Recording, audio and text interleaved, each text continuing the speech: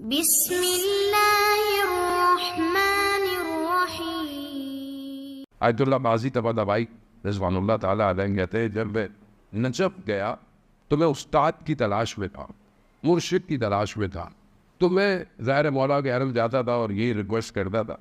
تو میں نے ایک دن دیکھا باب سعد کے طرف جو بازار کھلتا ہے، ظاہر آج سے 100-150 سال پرانی بات ہے، یہ والی کیفیت نہیں تھی.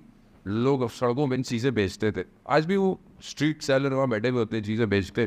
خدا میں نجف کی زیارت نصیب فرمائے. کیا شان و شوکت ہے اس طلائی ایوان کی.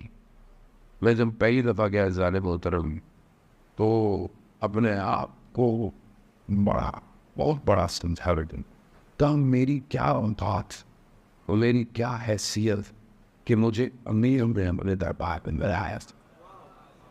یہ آسان نہیں ہے، یہ تو اسے پتا ہو جسے امیر بلاتا ہے. ہماری کیا حیثیت ہے، ہماری کیا اوقات کہ ان کے دربار میں جا سکتے، ان کی اجازت کے بغیر کوئی علم نہیں سکتا.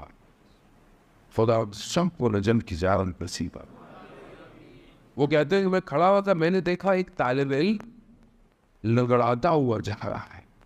تو وہ جو نیچے بیٹھا ہوا چیزیں بیچ رہا تھا، تو میں نے اس سے کہا کہ اس کو میں نے کچھ دن پہلے دیکھا تھا، یہ تو صحیح تھا، یہ لگڑاتا ہوا کیوں جا رہا ہے.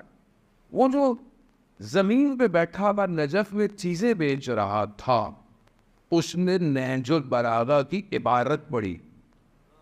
نہج البلاغہ کی یعنی نجف کی ہوا میں علم ہے جو قربت سے ٹکراتا ہے، ہر شخص کو محو ولایت کر دیتا ہے.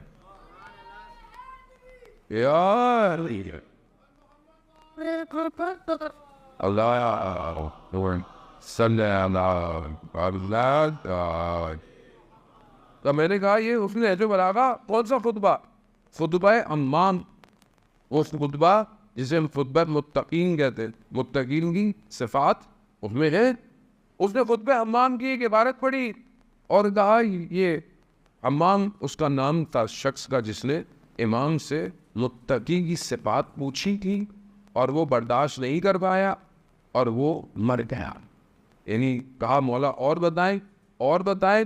وہ سنتا رہا، تحمل نہیں کر پایا، اس کا روح ہی برواز کر گئی. خطبہ عمان اسے کہتے ہیں. اس نے عبارت پڑھی اور اس نے کہا کہ یہ جوان، یہ طالب علم وہاں سے آ رہا ہے جہاں امام بنتے ہیں. ہمارا معاشرہ کو کوئی جگہ ایسی نہیں ہے جہاں ہم لوگ تنقی بنتے رہو. ہے کوئی جگہ سوائے اس مجلس کے؟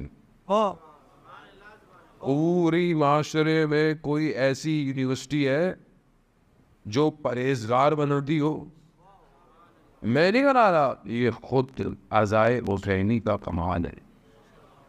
یہ اس کی اہمیت کو سمجھنے کی کوشش کریں ظالم محترم. اس لیے اس کو بہت بہتر رکھیں. یہ نعمت الہی ہے اور جو نعمتوں کا فکر نہیں کرتے خدا نعمتیں چھین لیتا ہے، یاد رکھیے گا. اس لیے اپنی مجلسوں کو بہتر رکھیں. ظاہرال نام اور نمود اور اس کے لیے نہیں رکھیں، اصل ذکر کے لیے رکھیں کہ یہاں سے اٹھ کر جائیں تو جو آیا تھا وہ نہ ہوں، اٹھ کے جاؤں تو حسینی ہوں.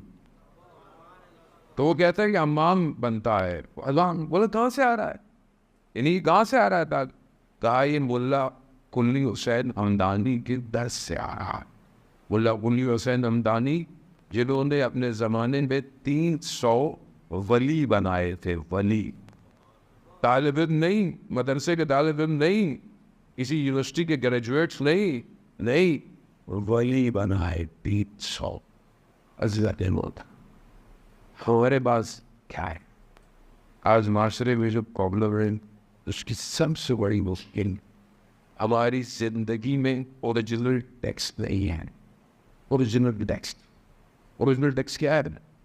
دنیا جہان کا کانٹینٹ ہم پڑھ لیں، کانٹینٹ رائٹر، کانٹینٹ ڈیولپر. آج تو بزنس ہے نا، آج تو دنیا کے اندر کیا ہے، بڑی قیمت ہے کانٹینٹ رائٹر.